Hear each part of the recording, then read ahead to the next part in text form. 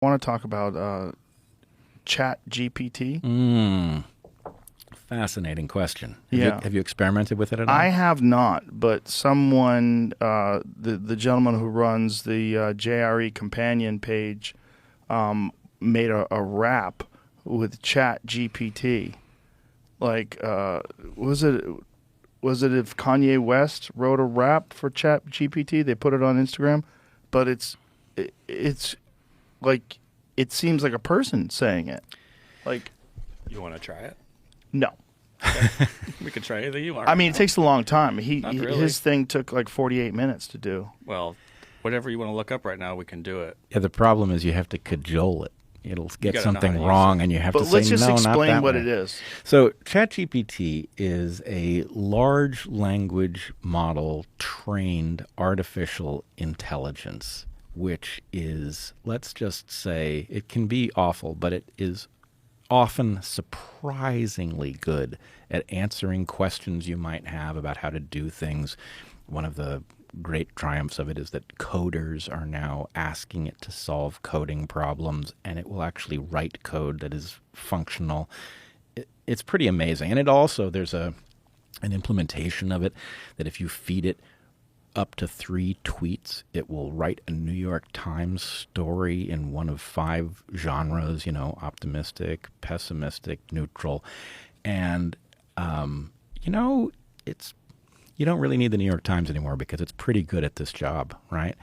So on the one hand, it's all very interesting that we're living in an era in which there is at least, and this is a prototype, right?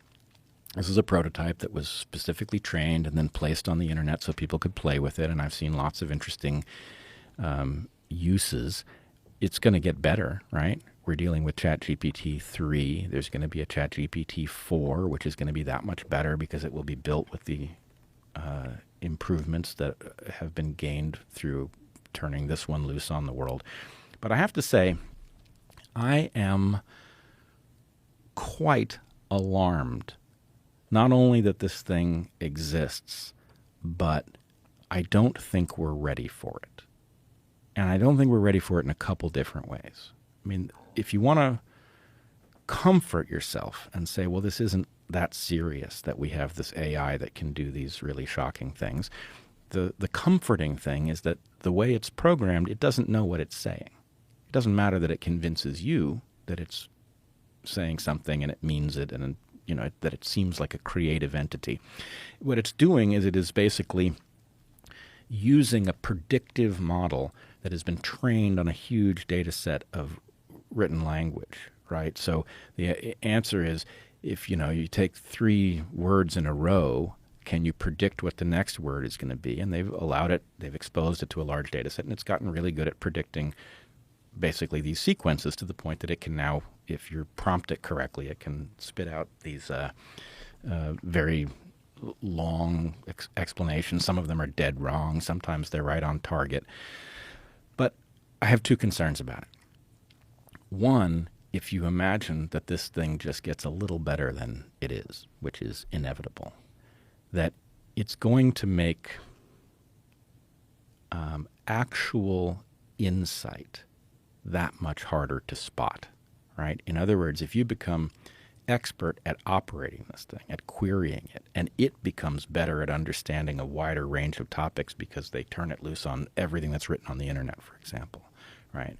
Then the point is the ability to fake expertise is going to go through the roof. I don't think we know how we're going to police a world in which, this problem's already bad enough. Most academics are fakers.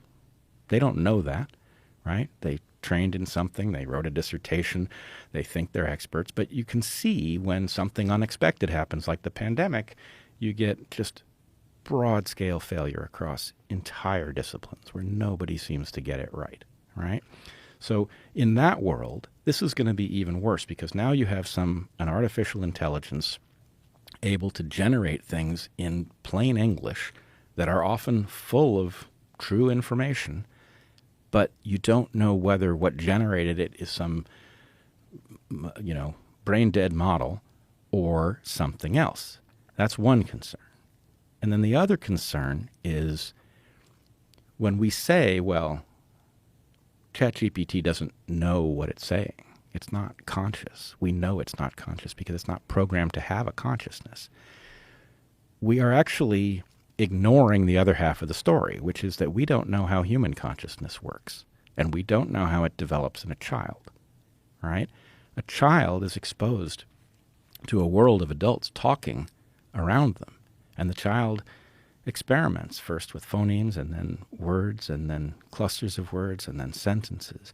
And by doing something that isn't all that far from what ChatGPT is doing, it ends up becoming a conscious individual. And so I think it's clear that ChatGPT isn't conscious. It couldn't be. But it isn't clear, to me at least, that we are not suddenly stepping onto a process that produces that very quickly without us even necessarily knowing it. Oof. And what steps, if any, can be done to mitigate that at this point? Well, it's interesting. I I wrote a paper, which I never published anywhere, in, I think, 2016 about this very issue. In fact, I used basically the argument that you could attain artificial general intelligence by imbuing computers with a childlike play environment for language and then exposing them to a huge data set, which is not exactly what's happened here, but it's in the ballpark. And I would argue, and I did argue, that one needs to build an architecture in which this can't get away from you, right? And so the architecture that I advocate for is actually